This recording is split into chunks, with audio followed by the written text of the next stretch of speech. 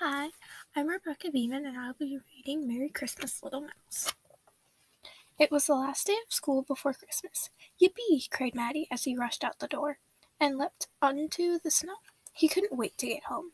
Maddie had 2 presents for his mother in his backpack. One is a recipe book with directions on how to make Christmas cookies.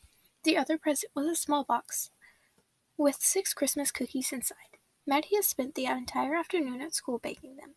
They were still warm and their smell tickled his nose. I can't wait to give them to Mother, he thought. Excitedly, there will be 3 for her and 3 for me. On his way home, Maddie met Fitz. He was gnawing bark from a tree. Hello, Fitz, Maddie said cheerfully. Hello, Maddie, said Fitz. He twitched his pink nose. What smells so good?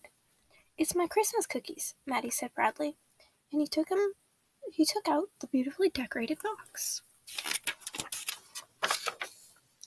Oh, cried Fitz, I am so hungry. Do you have one to spare? Of course, said Maddie. Wonderful, said Fitz.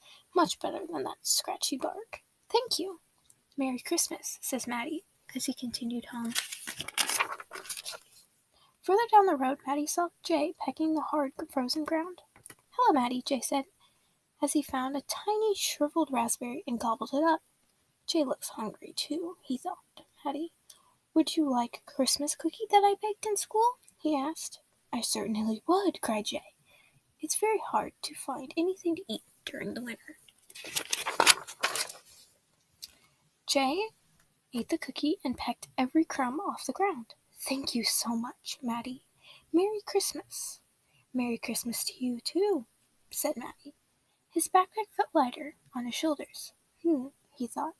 I have 6 Christmas cookies, but I gave away 2. So now I have 2 for Mother and 2 for me. That works out just fine. It was starting to get dark, and Maddie's feet were getting cold. He hurried home. Maddie was nearly there when he met Kia. She was scratching frantically in the snow. What are you doing? Asked Maddie. I'm trying to find my acorns, cried Kira. She hopped to another place and started digging. I don't remember where I hid them, and my children are very hungry. She looked at Maddie's backpack and asked hopefully, You don't have any acorns in there, do you? No, I don't, said Maddie, and he turned to leave. Kia has 2 children, he thought. If I gave her 3 Christmas cookies, there would only be 1 left for Mother. Just then, Maddie heard the squirrel children call, Mother, where are you? Our stomachs are rumbling. Maddie sighed. I don't have any acorns, he said, but I do have Christmas cookies that I baked in school. Here is 1 for each of you. Thank you so much, cried Kika, happily.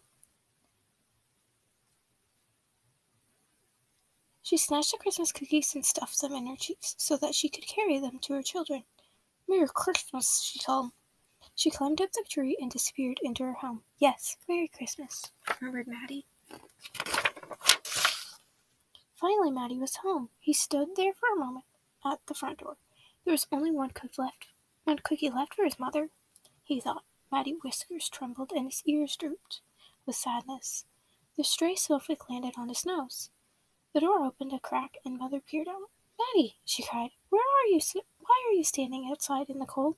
She put his arm around him and brought him into the warm house.